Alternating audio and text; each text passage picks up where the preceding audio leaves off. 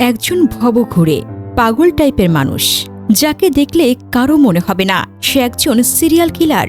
গত 7 মাসে অন্তত 6টি খুন করে সে নিজেই স্বীকার করেছে। পুলিশের আশঙ্কা সংখ্যাটা আরও বেশি। সে থাকত সাভার পৌর কমিউনিটি সেন্টারের একটি পরিত্যক্ত ভবনে। ওটাই ছিল তার সংসার, তার আস্তানা, তার নরককুণ্ড। সবচেয়ে ভয়ঙ্কর বিষয় জানেন, এই ভবনের এক পাশে আর্মি ক্যাম্প, আরেক পাশে পুলিশ স্টেশন।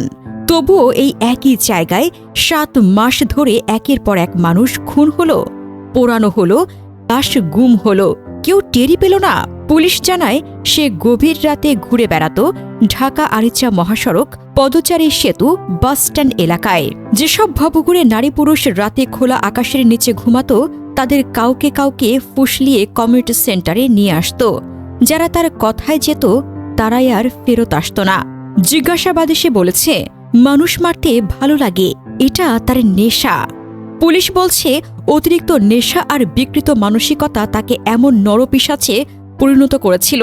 সম্রাটের শিকাররা ছিল সমাজের সবচেয়ে দুর্বল অংশ, ভবঘুরে, মানসিক প্রতিবন্ধী, যাদের কেউ খোঁজ নিত না। কিছুদিন আগে শেরপুর থেকে সৎমায়ের অত্যাচারে পালিয়ে এসেছিল এক কিশোরী, কিছুটা মানসিক ভারসাম্যহীন, কিন্তু স্পষ্ট কথা বলতে পারত।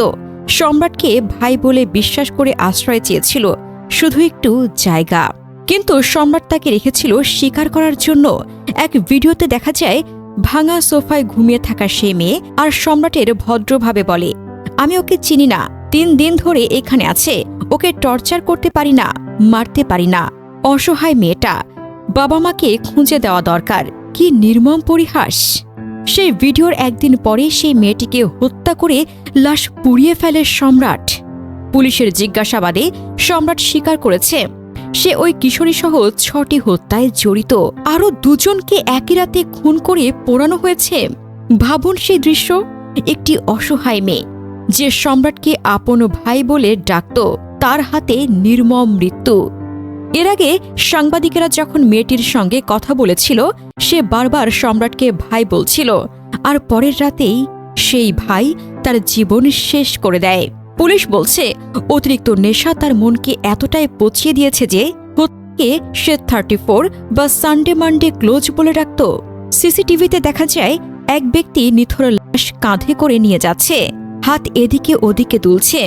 দৃশ্যটি গা হিম করা। তখনই পুলিশ নিশ্চিত হয় এই খুনি আর কেউ নয়, সবার পরিচিত ভবঘুরে সাইকো সম্রাট। সম্ভবত সেই কিশোরীও তার শিকার হয়েছে। সিরিয়াল কিলাররা সবচেয়ে ভয়ের কারণ কি জানেন? তাদের হত্যার পিছনে কোনো মোটিভ থাকে না, না রাজনীতি, না প্রেম, না সম্পত্তি, শুধু মানুষ মারতে ভালো লাগে, এটাই তাদের নেশা। সম্রাটের মতো লোকেরা আমাদের আশপাশেই ঘুরে বেড়ায়, দেখতে সাধারণ, কথা বলে ভদ্রভাবে। ইতিহাসে এমন অনেক আছে যারা 30 থেকে 40 বছর স্বাভাবিক জীবন কাটিয়ে ডজন খানেক খুন করেছে, ধরা পড়েছে বছরের পর বছর পর। সম্রাটের ক্ষেত্রে পাগল বা ভবঘুরের ছদ্মবেশ ছিল তার সবচেয়ে বড় অস্ত্র। সমাজের ভুল বিশ্বাস পাগলরা ক্ষতি করে না, এটাই বিপজ্জনক। পুলিশের ওসি আরমান আলী বলেছেন, ভিকটিমদের পরিচয় শনাক্ত চলছে, আরও খুনের আশঙ্কা আছে।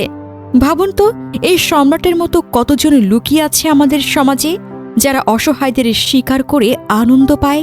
সাভারের এই ঘটনা শুধু একটি খুনির গল্প নয়, এটি আমাদের সমাজের অন্ধত্বের আয়না, যেখানে পুলিশ আর্মির মাঝে লুকিয়ে এক দানব তার রক্তের রাজত্ব চালিয়েছে 7 মাস।